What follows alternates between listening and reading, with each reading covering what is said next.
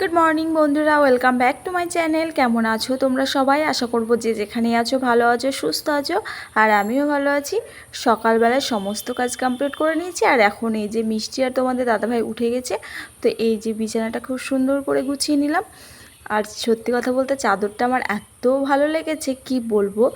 আর মানে ঘুমিয়েও শান্তি, পিওর তো কটন, আর মানে ঘুমিয়ে ভীষণ একটা আরাম হচ্ছে। তো ভেবেছি না আর একটা এরকম চাদর নিয়েই নিব, কারণ আমার খুব পছন্দ হয়েছে। তো যাই হোক গাইস, বিছানা গোছানো কমপ্লিট হয়ে গেছে। তো ওইদিকে আমার রান্না বান্নাও প্রায় কমপ্লিট করে তারপরে বিছানাটা গুছিয়ে নিয়েছি। আর এখন এই যে আটার ঢোপটা ধুয়ে দিলাম, আটা এনে তারপরে ঢালবো। তো ভাবলাম যে একটুখানি ধুয়ে শুকিয়ে নিই। আর চায়ের কৌটোটায় চা ফুরিয়ে গেছে, তো সেটাও ধুয়ে নিয়েছি এখানে। তো তারপর এখানে দেখো গ্যাসটার সমস্ত কিছু মুছে নিয়েছি, আর রান্নাও আমার কিন্তু কমপ্লিট হয়ে গেছে। তো তারপরে না ছাদে আসলাম, আর ছাদে ওয়েদারের অবস্থাটা দেখো, প্রচণ্ড মেঘ করেছে আর ফোঁটা ফোঁটা বৃষ্টিও পড়ছে। আর মিষ্টি এই বৃষ্টির মধ্যে দুষ্টুমি করছে কি। তারপরে এই যে এখন বাজে হচ্ছে 11:15। তো এখন এই যে মিষ্টিকে স্নান করিয়ে দিলাম, আর ও স্নান করে এই যে দেখো ওকে স্নান করিয়ে মানে কি বলবো, ক্রিম তেল মানে জামা পরাতে যে আমার এখানে আধা ঘন্টা সময় চলে যায়। তো যাই হোক, কি আর করা যাবে, ওদের তো এখন দুষ্টুমি করার বয়স, দুষ্টুমি তো করবেই। তবে জানো তো, মাঝে মধ্যে মাথাটা প্রচণ্ড গরম হয়ে যায়, কিন্তু পরে আবার না ভীষণ মায়া হয়, যদি বকাবকি করি মারি তো ভীষণই মায়া হয়। তো যাই হোক, এই যে দেখো কি করছে দেখতেই পাচ্ছ। এখন এই যে জামা পরে এখন ওকে গামছাটা মানে কি বলবো, বউ সাজিয়ে দিতে হবে গামছাটা পরিয়ে। তো যাই হোক, এখন হচ্ছে বিকেলবেলা, আর এই দেখো কাজু আর আলমন্ড বাদামগুলো এর আগে এনেছিল। তো আমার না এই কাগজেই রয়ে গেছে। তো হাওয়া বাতাসে না এগুলো নরম হয়ে যায়, তো তখন পরে আর খেতে ভালো লাগে না। তো ভাবলাম যে আজকে আগে এগুলো কৌটোতে ভরে রাখি, তারপরে কোনো কাজ করব। তো এখন সেটাই করে নিচ্ছি, আর চায়ের কৌটোতেও চা ঢেলে নেব, কারণ চাটাও ফুরিয়ে গেছিলো। তো কৌটো তো ধুয়ে দিয়েছি সকালবেলায়, তো সেটা তো তোমাদের সঙ্গে শেয়ার করেছি।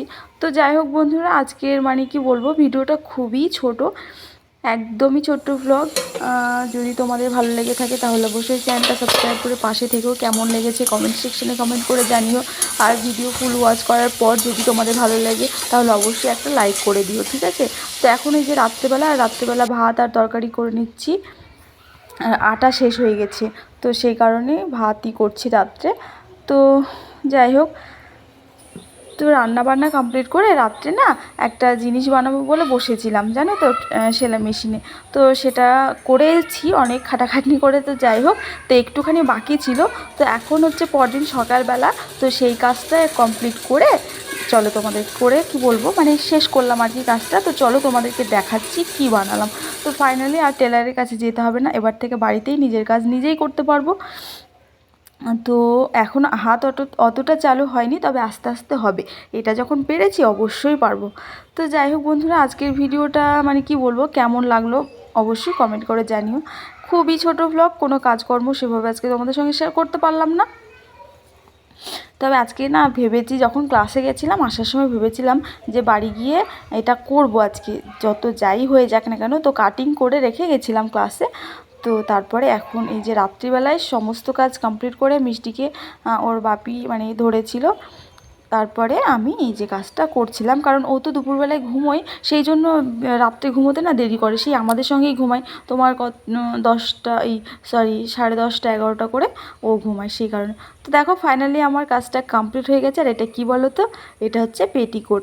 আর এই সিটটা না সেই আগেকার নেটের শাড়ি ছিল তো মায়ের, তো সেই সিটটা না আমার কাছে ছিল।